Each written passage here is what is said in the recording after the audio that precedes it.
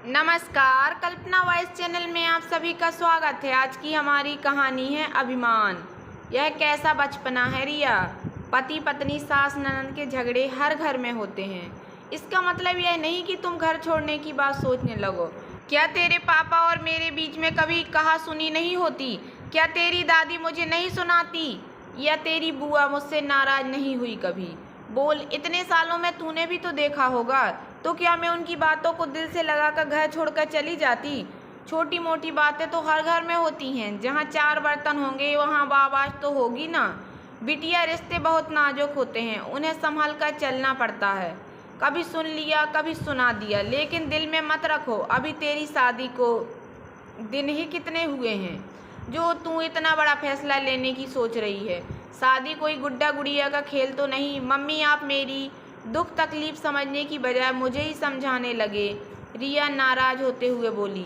दुख तकलीफ? क्या दुख तकलीफ है तुझे? जरा मैं भी तो सुनूं। रिया की मम्मी उसके पास बैठते हुए बोली।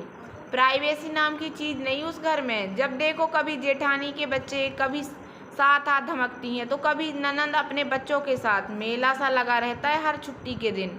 कोई आराम करे भी तो कैसे? सबसे बड़ी बात कि सब मेरे कमरे में ही घुसे रहते हैं। बच्चे तो मुझसे ऐसे चिपके रहते हैं जैसे मैं उनकी चाची मामी नहीं, दोस्त हूँ।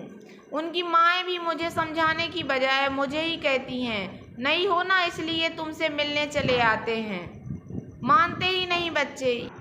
यहाँ तक कि आपके जमाई राजा भी मुझसे ही कहते हैं। अरे रिया, एक रात की तो बात है, देखो ना बच्चे तुमसे कितने अटैच हो गए हैं। देर रात तक मेरे ही कमरे में उनकी महफिल जमती है और फिर बच्चे वहीं सो जाते हैं। किसी को मेरी परेशानी नहीं दिखती। ससुराल वालों को छोड़ो, आपको भी नहीं। परेशानी हो तो दिखे ना। अब तू तिल का ताड़ बनाए तो उसमें तो मेरा साथ देने से रही। नई नई शादी हुई है तेरी। अरे छोटे बच्चों, क्या रिश्तेदारों को भी चाव रहता है नई नई बहू से मिलने का?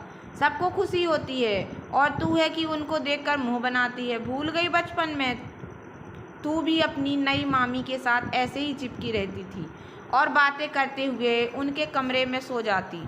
और तू ही कह रही थी ना कि शादी को 3 महीने हो गए, लेकिन अभी तक मेरी सास ने तुझे रसोई की जिम्मेदारी नहीं सौंपी। खुद ही सारा काम कर लेती हैं और जब ननंद जेठानी आती हैं वह भी मदद करवा देती हैं। मैंने तो कई बार कहा है ना मम्मी जी को कि मैं बना लूँगी खाना, लेकिन नहीं, हमेशा उनका एक ही जवाब, बहू सारी ज़िंदगी रसोई संभालनी है तुझे। यही कुछ दिन है, आराम कर। रिया मुँह बनाते हुए बोली। अच्छा, इसमें भी तुझे अपनी सास की बुराई दिखाई देती है? सास ननद तो तूने देखी नहीं, तो पहले दिन ही नई बहू को रसोई की जिम्मेदारी सौंप चिंता मुक्त हो जाती हैं। तेरी ननद तो तुझे अपनी छोटी बहन मानती है और जेठानी तो तेरी देखी है मैंने कितनी हंसमुख है। बस मम्मी, अब ज़्यादा मेरे ससुराल वालों के कसीदे मत पड़ो। आई हूँ तो 3-4 महीने रुक कर ही जाऊँगी। पागल हो गई है क्या? वहाँ तेरी ननद अगले हफ्ते आने वाली है और तू है कि तो मम्मी जीना। फिर मेरी क्या ज़रूरत है? और शादी होते ही मैं आपको इतना बोझ लगने लगी जो अब मैं यहाँ पर कुछ दिन भी नहीं रुक सकती। रिया नाराज होते हुए बोली। अभी गुस्से में है तू, इसलिए तुझे कुछ भी समझाना बेवकूफ़ी है। अभी रिया और उसकी मम्मी आपस में बातें कर ही रही थी, तभी पड़ोस में रहने वाली मालती चाबी लेने यहाँ वहाँ आई और रिया को देख खुश हो उसके सिर पर हाथ रखते हुए बोली। अरे रिया, कब आई तू? कैसी है? बता, ससुराल में सब सही? हाँ बुआ जी, मैं अच्छी हूँ और वहाँ पर भी सब सही। बैठ ना मालती, मैं चाय बना कर लाती हूँ, रिया की मम्मी उठते हुए बोली। अरे नहीं भाभी, चलूँ? आज वैसे भी देर हो गई, बच्चे स्कूल से आने वाले होंगे। खाना बनाऊँ? अभी तो रिया 1-2 दिन रुकेगी ना, मैं आती हूँ फिर मिलने, कहकर मालती चाबी लेकर चली गई। उसके जाने के बाद रिया ने अपनी मम्मी से पूछा, मम्मी, मालती बुआ कुछ ज़्यादा ही कमज़ोर नहीं लग रही? देखो ना, बालों में भी सफ़ेदी कैसे बढ़ती जा रही है। अपनी उम्र से 10-15 साल बड़ी लग रही हैं। क्या हो गया इन्हें? क्या बीमार हो गई थी? और चाबी क्यों? क्या मालती बुआ अपने भाई भाभी से अलग रहने लगी क्या? कोई बीमारी नहीं, अपने इन हालातों की खुद जिम्मेदार है ये। मतलब? मैं समझी नहीं मम्मी। मतलब साफ है, जिंदगी ने जो इसे दिया यह उससे खुश नहीं थी। ये 20-21 साल की उम्र में इसकी शादी भरे पूरे परिवार में हुई थी। ससुराल वाले बहुत अच्छे थे इसके, लेकिन यह सबसे तालमेल ना बिठा पाई। जब भी आती तेरी तरह ही अपने ससुराल वालों की बुराई करती और उसके मम्मी पापा और भाई भाभी इसे समझाने की बजाय इसका ही साथ देते। उनकी सह पाकर यह ससुराल वालों से लड़ती झगड़ती। इन लड़ाई झगड़ों में ही 3-4 साल निकल गए। इस बीच यह 2 जुड़वा बच्चों की माँ भी बन गई और एक बार ससुराल वालों से ऐसी नाराज हुई कि फिर कभी ससुराल नहीं गई।